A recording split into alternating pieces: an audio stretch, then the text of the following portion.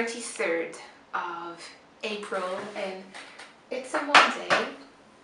It's super sunny outside. Spring is finally here and I couldn't be more happy about that. We've had a couple of days of really warm weather and like right now it's kind of on the cold side, but I don't know, I really like this weather because I get to wear like a light jacket, just a simple jumper, and yeah, just walk outside and enjoy the wind and the sun.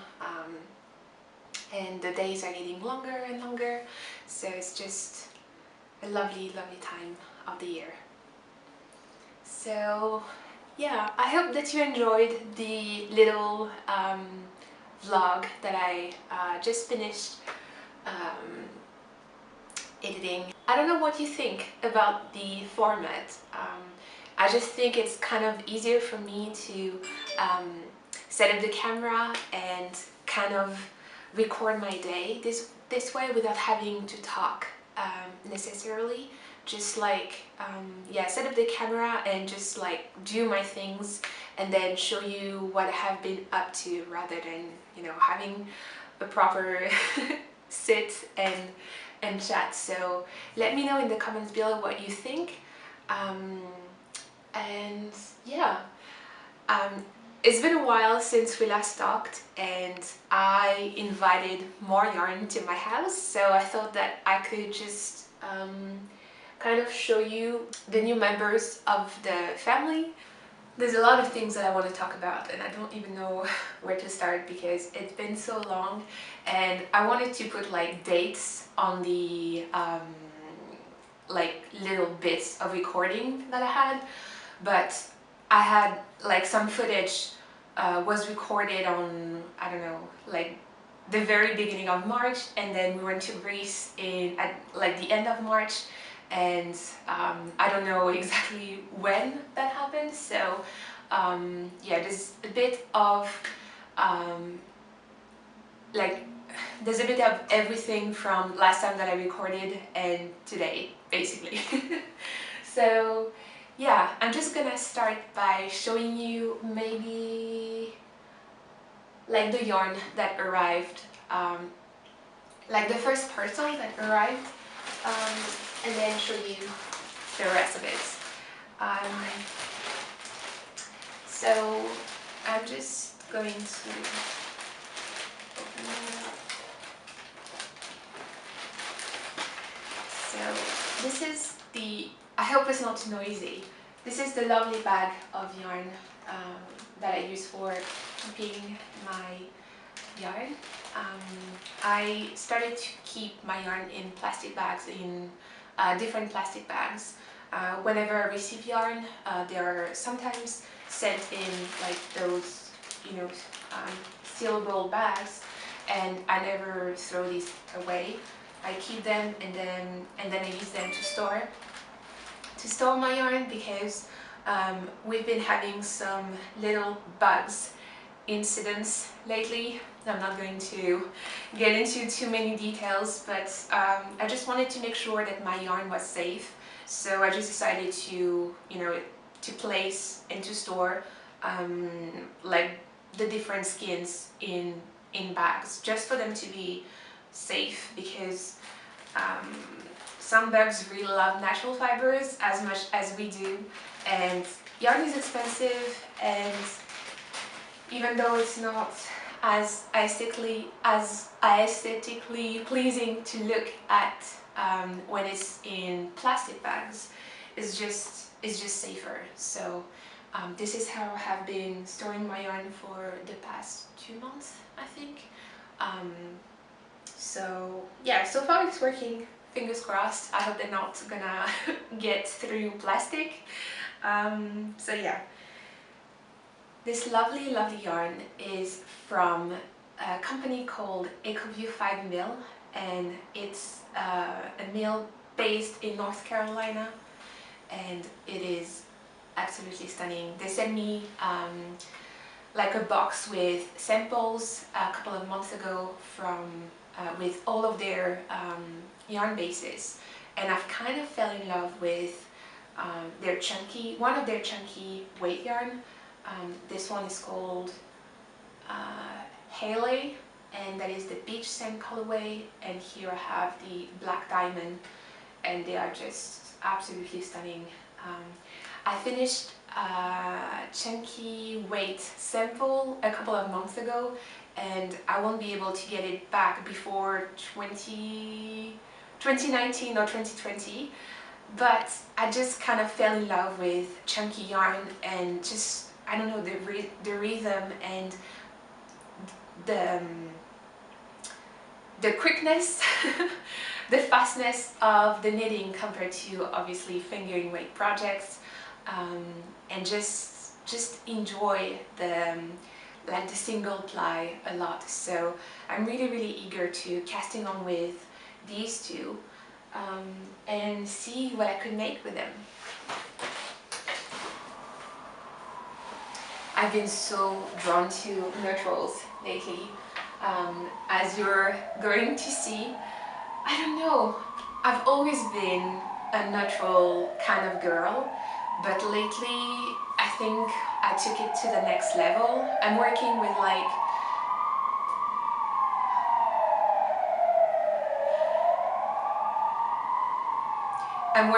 on like a colorful project, and I'm going to be working with more colorful yarns over the next few months. But I don't know why, I like the personal projects that I'm about to cast on all feature like more natural colors, and yeah, this is kind of where my heart has been too. Where my heart has been this past couple of months, I think. I don't really know why, to be honest, but this is just what I feel like, so I guess I'm just going to embrace it. The second project that I'm going to be working on really soon is a design that is going to use host yarn, and as you can probably see, these are more naturals, and over here I have the almond colorway, and this is the ecru colorway, and I'm going to use these two together to get like a marl effect. And then I'm going to have this colorway, which is called Scarab, as the contrasting one, just as a little whimsical touch. So I just can't wait to cast on with that.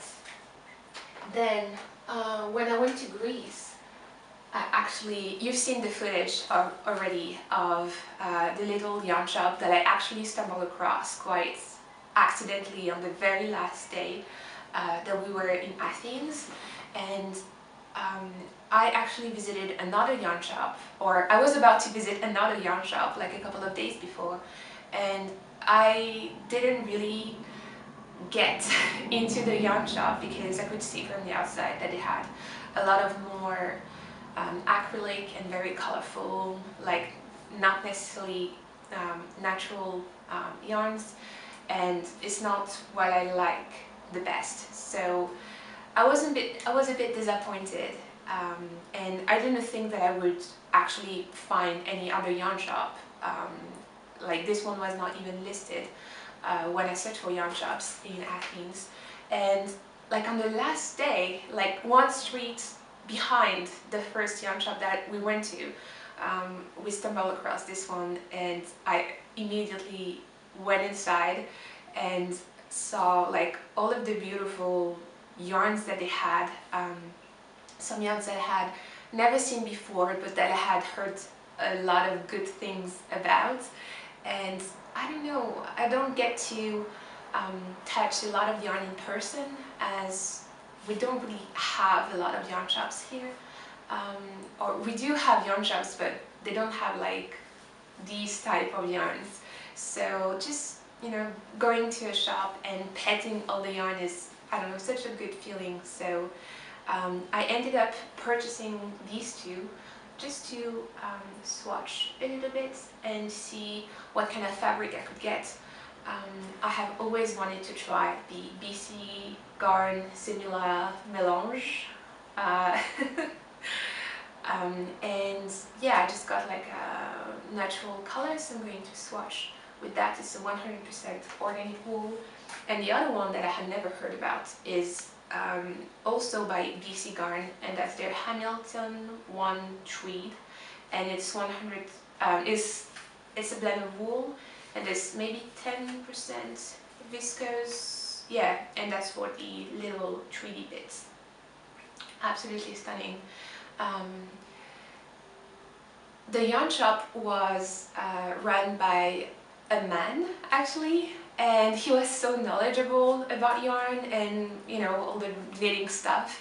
And there was a little pile of swatches for all of the yarn that they were carrying, and I could see how this was knitting up, and it was so beautiful. So yeah, I'm excited to swatch with this one as well and see what I could make with it. And the last one, it's not this one.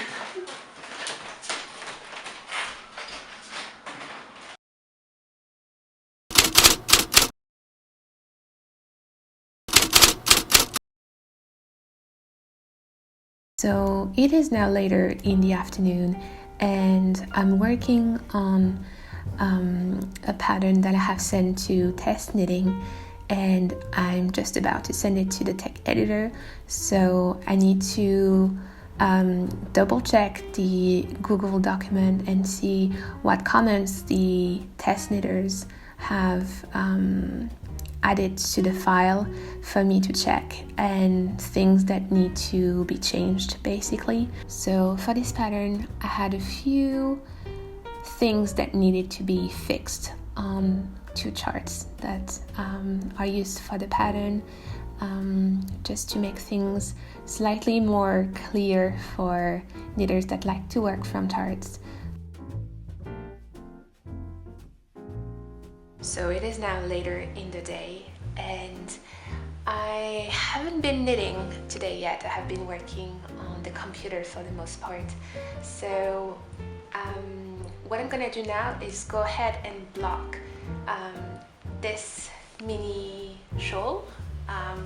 It's actually a simple version, a mini version of my honey plum shawl, which is a pattern that I'm going to be teaching at Squam this June. And for the class, we're going to be working on a mini version of the shawl. So I just completed my version, and I'm going to go ahead and block it. I've used my leftover yarn from Gregoria Fibers, and so this is done. I've been working on the class handout and practicing kind of the tricky stitches quite a bit. So yeah, I'm gonna do that. And the next class that I'm gonna be teaching is for my plum shawl, which is a design created out of a verb for keeping warm, even tinier anapoma, and both of these, both of the yarns that I have used for these patterns are naturally dyed. So I'm gonna go ahead and make a mini version of that shawl as well. And since I don't have a lot of yarn left over from this project, I'm gonna go ahead and use this yarn, which is full ply, so fingering weight, and that's black yarn, maybe Jacob, I'm not sure. So this is what I'm going to be doing for, I think, the rest of the afternoon, and hopefully finish and block the second version as well, so I can finish the class handouts for these two projects. And I'm also gonna have to block these two pieces because I finished them last year, so they need some blocking just to stretch the edgings a little bit more. And in case you're wondering how I block my shawls, I always wet block. Okay, I always wet block shawls when I feel that the yarn is going to enjoy a nice bath. But for example, I worked on the chunky weight yarn project quite recently, and I did not block it at all because the yarn was chunky, and I just felt that the water would kind of loosen up the fabric that I had, and I didn't want that to happen, so I didn't wet block it. But for these two, I'm going to use blocking wires and pins as well, and stretch them out as much as I can for them to get like a really nice shape. As you can see here, the border or the edge is really not neat anymore, so I'm going to go ahead and even that out for it to get like a nice stretch, a nice straight edge, and yeah, to get them ready for the classes.